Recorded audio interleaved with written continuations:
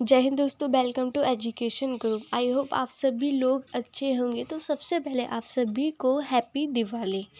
तो आज हम दिल्ली सल्तनत स्टार्ट करने वाले हैं।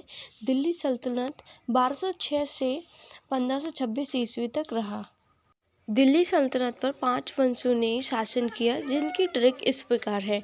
गुलाब खिले तो सांस लो। गुलाब से हो जाएगा गुलाम वंश, खिले से हो जाएगा खिलजी वंश, तो से हो जाएगा तुगलक वंश, सांस से हो जाएगा सैयद वंश, लो से हो जाएगा लोदी वंश।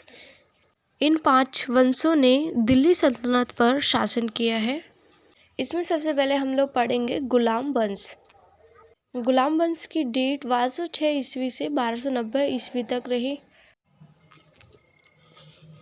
इस वंश को गुलाम वंश इसलिए कहते हैं क्योंकि इसके संस्थापक कुतुबुद्दीन ऐबक मोहम्मद गौरी के गुलाम थे। गुलाम वंश के संस्थापक कुतुबुद्दीन ऐबक मोहम्मद गौरी के गुलाम थे, इसीलिए इस वंश को गुलाम वंश कहते हैं।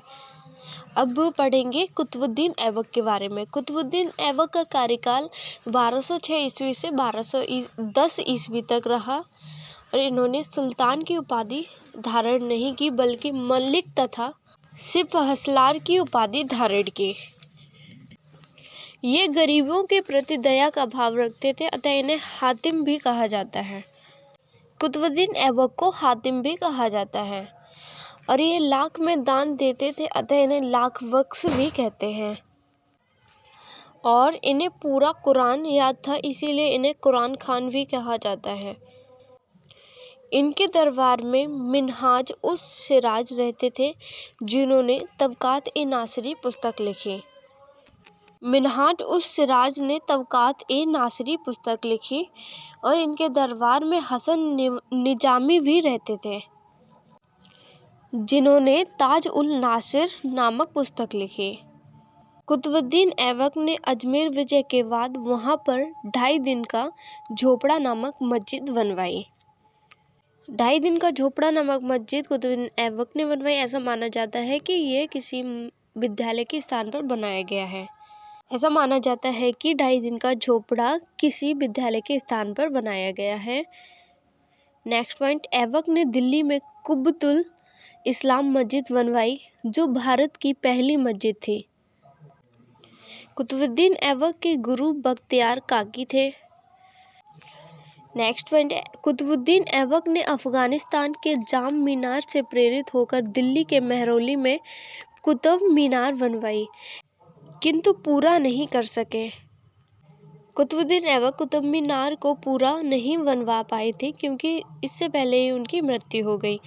ऐबक कुतुब मीनार को 2 मंजिल बनवाए थे, जबकि शेष 3 मंजिल को इल्तुतमिश ने पूरा किया और मोहम्मद बिन तुगलक के समय इस मीनार पर बिजली गिर गई थी। नेक्स्ट पॉइंट है, फिरोज शाह तुगलक ने इसका पुनर्निर्माण कराया।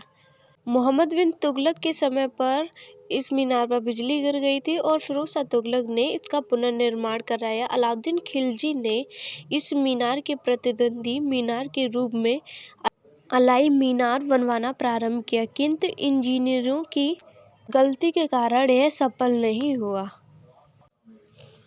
अलाउद्दीन खिलजी ने कुब्बतुल इस्लाम मस्जिद के प्रवेश द्वार के रूप में अलाई दरबार बनवाया। 1210 ईस्वी में लाहौर में चौगान खेलते समय घोड़े से गिरने के कारण कुतुबुद्दीन ऐबक की मौत हो गई। कुतुबुद्दीन ऐबक की मृत्यु चौगान खेलते समय 1210 ईस्वी में हो गई। कुतुबुद्दीन ऐबक का मकबरा लाहौर में है। कुतुबुद्दीन ऐबक ने अपनी राजधानी लाहौर को बनाया था। गुलाम वंश का नेक्स्ट शासक है आराम शाह। इसने 1210 ईस्वी से 1211 ईस्वी तक शासन किया। यह ऐबक का उत्तराधिकारी था, किंतु अयोग्य था।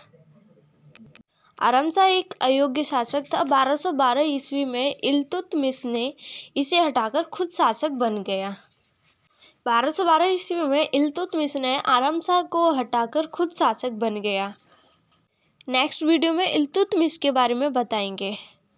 वीडियो अच्छी लगे तो लाइक एंड शेयर जरूर करें। हम स्टडी से रिलेटेड ऐसे ही छोटे छोटे टॉपिक आपके लिए लाते रहेंगे।